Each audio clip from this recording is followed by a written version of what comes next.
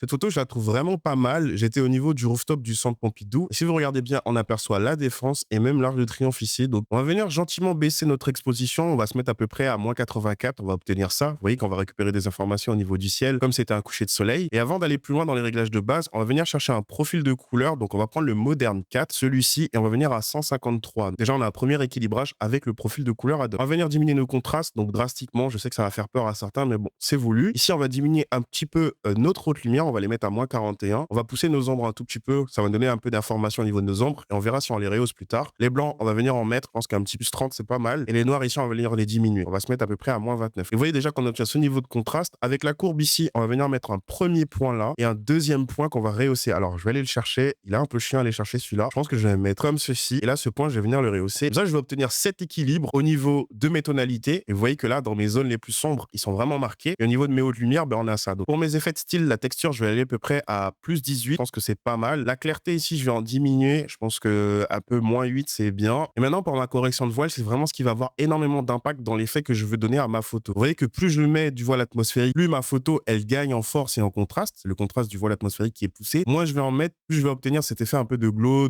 voilà, de fumée. Donc là, l'effet de fumée et tout, j'en ai pas besoin. Je cherche pas à faire une photo vintage. Donc là, je vais venir me mettre à peu près, allez, à un petit +32, c'est très bien. Et vous voyez que j'ai renforcé vraiment ma zone d'ombre dans l'onglet couleur. On va venir chercher nos roues chromatiques. Donc, on va venir prendre du bleu pour nos ombres au niveau de sa saturation. Et pour nos hautes lumières, on va venir chercher un vert. Alors, un vert clair, un vert, voilà, un vert comme celui-ci. Donc, je vais en mettre un peu quand même. Et maintenant, on décide si dans nos tons moyens, on vient chercher une température chaude. Je viens mettre une température chaude gentiment. Donc, je viens chercher du orange. C'est déjà pas mal, hein. Genre, j'ai un espèce de violet dans mes ombres. C'est le bleu qui fait ça. Et pour contrebalancer un peu cet effet, on va venir dans la fusion et aller chercher du côté des hautes lumières. Comme ça, les hautes lumières vont avoir un peu un impact. Vous pouvez le voir ici. Le vert qu'on allait chercher dans nos hautes lumières, on impacte là. Maintenant, on va venir chercher de la température. Donc, à nous de voir à peu près on se fout où au niveau de la température. Et maintenant, avec la nuance, on peut aller chercher du vert. Donc, et on va voir si on monte du coup au niveau de notre température. Donc, on peut aller pour chercher un peu ce côté Mad Max avec vraiment ce rouge qui tape, un peu comme Blade Runner aussi. Et on va se mettre à peu près, aller à 15 000. On va obtenir ça. Et je trouve que là, le rendu est plutôt OK.